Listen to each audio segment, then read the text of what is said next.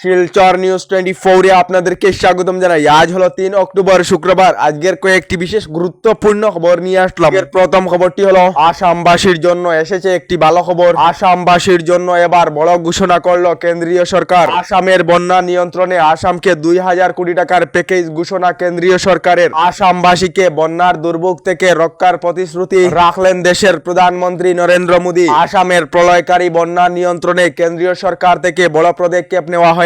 আসামের বন্যা নিয়ন্ত্রণে 2000 কোটি টাকা আর্থিক মঞ্জুরি কেন্দ্রীয় সরকারের, যার জন্য কেন্দ্রীয় সরকারকে কৃতজ্ঞতা জানিয়েছেন রাজ্যের মুখ্যমন্ত্রী ডক্টর হিমন্ত বিশ্ব শর্মা।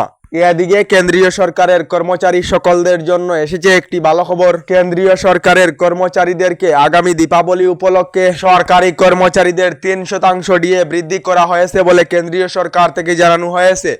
এদিকে বিজয়া দশমীর দিনেতে একটি দুঃখজনক ঘটনা সংঘটিত হয়েছে। দুর্গা প্রতিমা বিসর্জনের জন্য যাওয়ার সময়তে ট্রাক্টর ট্রলি সহ নদীতে পড়ে যায়, যার ফলে 12 জনের মৃত্যু হয়েছে। মধ্যপ্রদেশের খান্ডোয়া জেলাতে এই মর্মান্তিক দুর্ঘটনা সংঘটিত হয়েছে বলে খবর এসেছে। এদিকে শিল্পী জুবিন গার্গের মৃত্যুর তদন্তে শ্যামকানু মহন্ত এবং সিদ্ধার্থ শর্মাকে গ্রেফতার করার পর এবার শেখর জ্যোতি গোস্বামী এবং অমৃতপ্রভা মহন্তকে গ্রেফতার করা হয়েছে। সিঙ্গাপুরেতে জুবিন গার্গের সাথে এই দুইজন উপস্থিত ছিল বলে খবর এসেছে। এদিকে গতকাল রাজ্যের মুখ্যমন্ত্রী ডক্টর হিমন্ত বিশ্ব শর্মা জানিয়েছেন আবারও 22 জন অবৈধ অনুপ্রবেশকারী বাংলাদেশিকে বাংলাদেশেতে ঘুরিয়ে পাঠানো হয়েছে। আসাম এবং ভারতের স্বার্থ রক্ষার জন্য আমার এই সংগ্রাম অব্যাহত থাকবে বলে হুঙ্কার রাজ্যের মুখ্যমন্ত্রী ডক্টর হিমন্ত বিশ্ব শর্মার। এদিকে আসাম সরকারের পদক্ষেপে কৃষকদের কাছ থেকে 2024 এবং 25 বর্ষে ঐতিহাসিক ধান ক্রয় করা হয়েছে। 2024 এবং 25 বর্ষের ধান ক্রয়ের রিপোর্ট আসাম সরকার থেকে প্রকাশ করা হয়েছে। এদিকে মুম্বাইতে অবৈধভাবে বাস করা 2000 বাংলাদেশি নাগরিককে গ্রেফতার করা হয়েছে। ভুয়া আধার কার্ডের অধীনে এই সকলেরা ভারতীয় নাগরিকদের মতো সরকারি সুবিধা আদায় করার অভিযোগে গ্রেফতার করা হয়েছে বলে খবর এসেছে।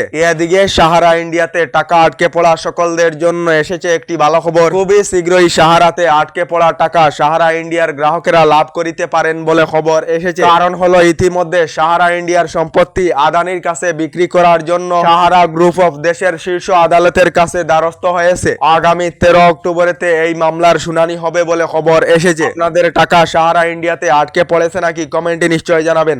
এদিকে প্রতিমা নিরঞ্জনে বৃষ্টি ভেজা সড়কে দর্শনার্থীদের দল শিলচরেতে রাত 12:30 পর্যন্ত 182টি প্রতিমা বিসর্জন করা হয়েছে বলে খবর এসেছে। এদিকে ভারত এবং চীনের মধ্যে 5 বছরের মূলেতে আরম্ভ হবে প্রত্যেক বিমান পরিষেবা। আগামী 26 অক্টোবর থেকে ইন্ডিগো কলকাতা এবং চীনের গুয়াংজুর মধ্যে আরম্ভ করিবে দৈনিক বিমান পরিষেবা বলে জানানো হয়েছে। এদিকে বিশ্বের অন্যতম ধনী অভিনেতা হিসাবে পরিগণিত শাহরুখ খান 1.4 বিলিয়ন ডলারের সম্পত্তিতে ধনী অভিনেতার তালিকায় সুপারস্টার শাহরুখ খান বলে খবর এসেছে।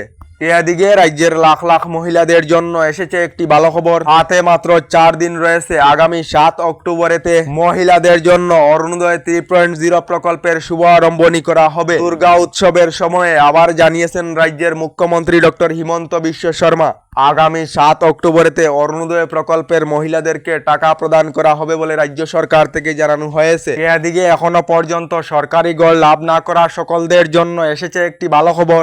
ইতিমধ্যে প্রধানমন্ত্রী আবাস যোজনার অধীনে নতুন সরকারি গড়ের তালিকা প্রকাশ করা হয়েছে। যে সকলেরা জীবিকা সখীর মাধ্যমে সরকারি গড়ের জন্য আবেদন করেছিলেন এবং জিওটেক করেছিলেন তাদের ভেরিফিকেশনের কাজ ইতিমধ্যে চলিতেছে।